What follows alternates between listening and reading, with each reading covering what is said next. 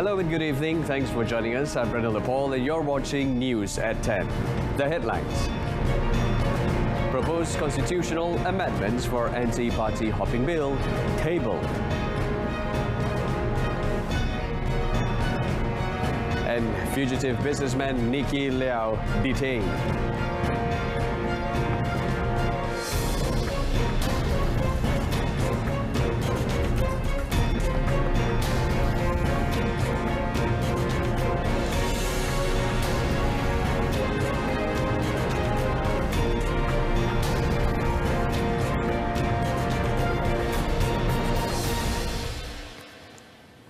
And thanks for your company. Now, the special Hari Raya Aidilfitri Aid announced by the government for civil servants grade 56 and below, as well as pensioners, is also applicable to those in the public sector who have yet to complete their full COVID-19 immunization doses. Prime Minister Datuk Seri Semasa Yaakob said he had also instructed the Public Service Department JPA Director General to cancel Article 6, subsection 6 in the circular on the special Aidilfitri dated 8 April.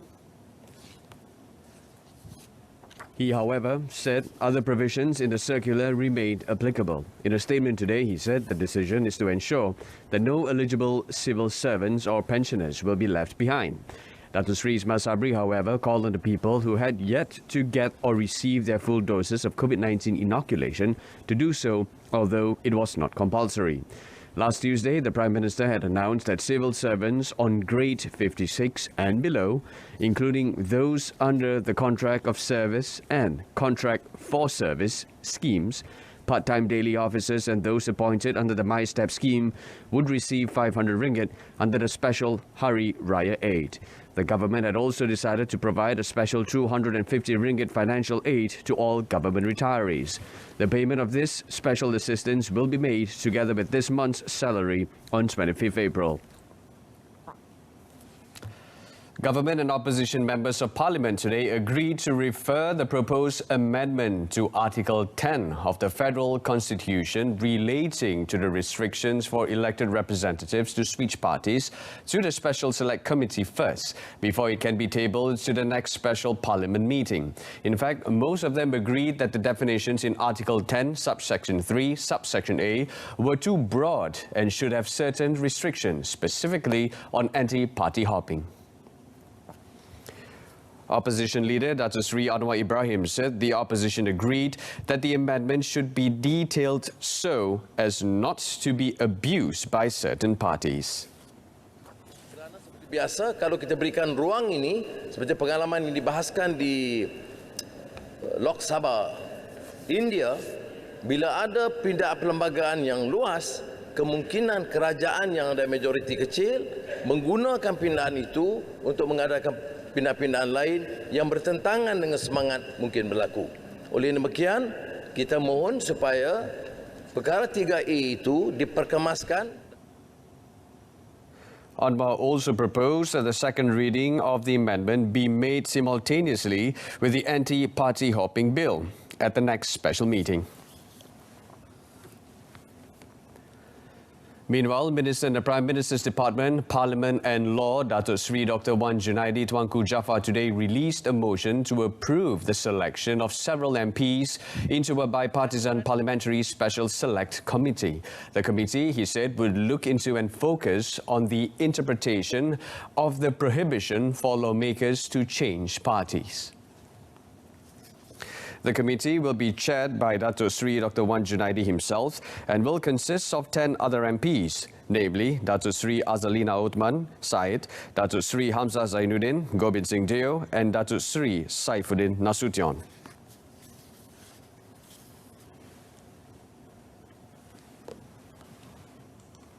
Bagi tujuan tersebut di atas, jawatankuasa pilihan khas boleh menyebut mana-mana pihak seperti ahli-ahli parlimen, pakar-pakar perundangan dan perlembagaan, badan-badan bukan berkepentingan iaitu NGO dan masyarakat madani, civil society serta individu-individu lain untuk hadir dalam persidangan jawatankuasa pilihan khas dari masa ke masa.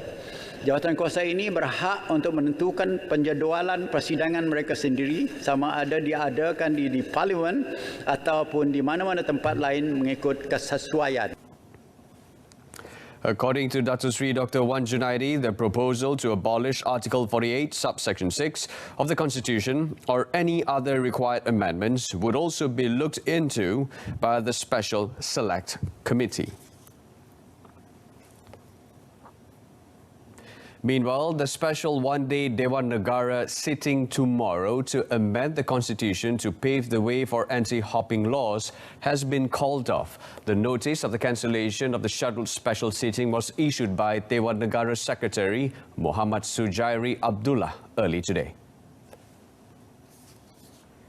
In the notice, Muhammad Sujairi said that Dewan Negara President Tan Sri Dr. Rais Yatim was informed by Prime Minister Datuk Seri Semasa, who is head of the House, that a special seating was called off. He said this follows a decision by the lower house to refer the constitutional amendments to a parliamentary special select committee for further scrutiny. Although debates were held on party hopping today, the House did not vote on the constitutional amendment involving Article 10. According to Minister in the Prime Minister's Department, Parliament and Law, Datuk Seri Dr. Wan Junaidi Tuanku Jaafar, the anti-party hopping bill is expected to be tabled in the coming Parliament sitting that begins on 18 July to 4th August. Two top Malaysian diplomats in the United Arab Emirates have been recalled home for failing to coordinate administrative and logistic matters during Prime Minister's Datuk Seri Ismail Sabri Yaakob's visit to the country recently. Wisma Putra explained that the Malaysian ambassador to the UAE, as well as the Consul General in Dubai, failed to handle tasks as per standard operating procedure for high-ranking visits overseas, especially during Datuk Seri Ismail Sabri's arrival in Dubai on 29 March. According to Wisma Putra, the failure had resulted in the Prime Minister having to wait long at the arrival hall for passport and immigration clearance. In addition, it said in a statement today, there was no security coverage such as motorcade movements that should be provided for the Prime Minister as per usual SOP practice. Wisma Putra said the two diplomats also failed to inform the ministry about the World Government Summit, WGS, which was held during the Dubai Expo at Wisma Putra leadership only knew about the summit on 30th of March through a different source. The ministry said should it had been informed of the summit, certainly efforts would have been made to ensure that the Prime Minister could deliver a speech at the program.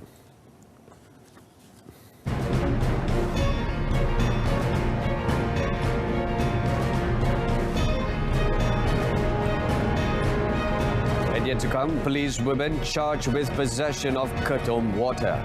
Stay with us. But first, fugitive businessman Nicky Liao Sun Hee, who is suspected of masterminding an organized crime group known as Gang Nicky, has finally surrendered to the police after being on the run for more than a year. According to Bukit Aman Commercial Crime Investigation Department CCID Director Datuk Muhammad Kamaruddin Baddin, Liao surrendered himself at the CCID headquarters in the nation's capital in Jalan Tun Razak at 11 a.m. Liao, who has an arrest warrant against him, is expected to be arraigned to face criminal charges for money laundering. Datuk Muhammad Kamaruddin in the statement said, Liao will be brought before the Shah Alam Court tomorrow to face a total of 26 charges under Section 4, Subsection 1, Subsection A of the Anti-Money Laundering, Anti-Terrorism Financing and Proceeds of Unlawful Activities Act, Act 613. Previously, in March 2021, Federal Police announced the arrests of 68 individuals of Gang Nicky, including those with Dato and Dato Sri titles, believed to be close associates to Liao. A policewoman was among 5 individuals charged in the Kota Baru Magistrates Court today with 2 counts of possessing 2.5 litre of ketum water.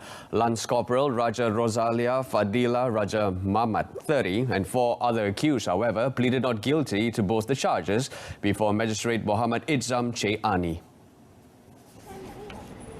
The other 4 were one Muhammad Alif, one Yusuf, 20, Muhammad Faris Aizat Ruslan, 23, Anis Najiha Muhammad Angelan, 27, and Bidah Napi, 30.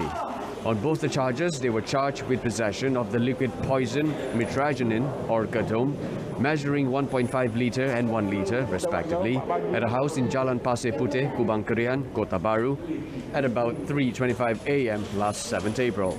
The charges were framed under Section 30, Subsection 3 of the Poisons Act 1952, which provides a maximum fine of 10,000 ringgit or imprisonment for up to 4 years, or both if found guilty.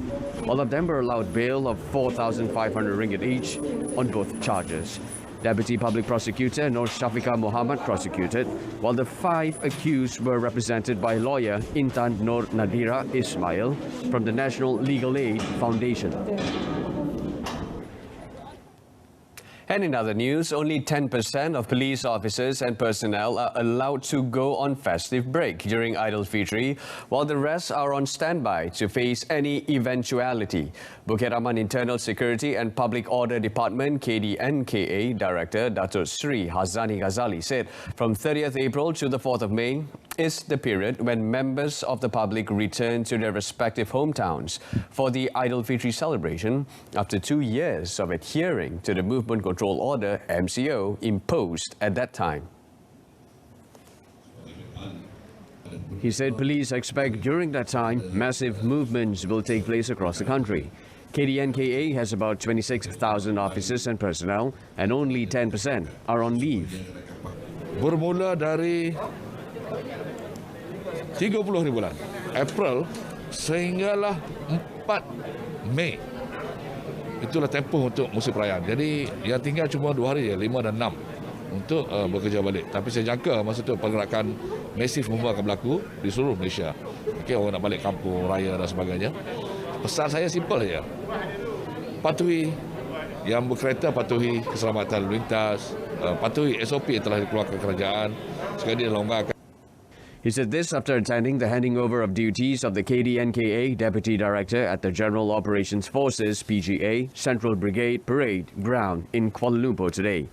In the meantime, Datuk Sri Hazani said KDNKA will also increase surveillance at hotspot locations in conjunction with Aidilfitri, including teams to monitor standard operating procedures SOPs to ensure that they are fully complied with, as set by the National Security Council. He said since the country began to enter the transition phase to endemic starting early this month, the number of compounds issued on various offences had decreased, and the public was seen to be complying with the set SOPs. The Kelantan Fire and Rescue Department will carry out periodic patrols at accident hotspots in the state during the month of Ramadan and the upcoming Aidilfitri celebrations. State Director Zainal Madasin said the hotspots identified include the main routes to Kelantan, namely the East-West Highway, Jalan Gua Musang, Kuala Krai and Kota Baru, and Jalan Pasir Putih, Kuala Terengganu. He added the patrols are implemented following the spike in traffic and daily activities, especially during Ramadan and Hari Raya this year, compared to 2 years ago due to COVID-19. According to Zainal, the initiative is the State Fire and Rescue Department's immediate action if mishap occur and to ensure its personnel are always in a state of readiness. He said this to reporters after Ramadan Bazaar fire program at the Sultan Muhammad IV Stadium Ramadan Bazaar in Kota Baru today. He also said the number of vehicles entering Kelantan was expected to go up during the Aidilfitri celebration this year compared to the same period 2 years ago. Sarawak Deputy Minister of Tourism, Arts and Culture, Datuk Sebastian Ting Chiu Yu, is optimistic that the state will be receiving about 1.2 million visitors, generating 3.2 billion ringgit in tourism receipts. He said while the international tourism is slowly reviving, domestic tourism will continue to drive the state's tourism industry. From January to March this year, he said, visitor arrivals increased to almost 600% as compared to the same corresponding period in 2021. So we are expecting our target, 1.2 million for this year, should be achievable. If not problem for myself, I think likely to increase to 1.5, but that's my own personal thinking because we opened up already our border as from 1st of April 2022. The number of people coming in has increased tremendously. Meanwhile, he said the ministry is prepared to move from the pandemic to endemic phase of COVID-19, and the ministry and its agencies will continue their efforts to implement short-term measures for recovery of the tourism, arts and culture industry.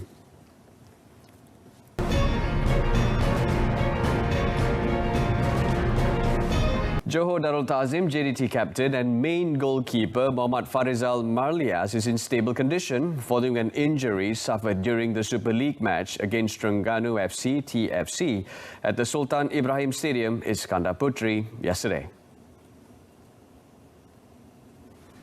According to a post on the Southern Tigers Facebook page, Muhammad Farizal, who is also the national squad's first-choice goalkeeper, however, will remain under observation besides having to undergo several tests at the hospital he is warded in.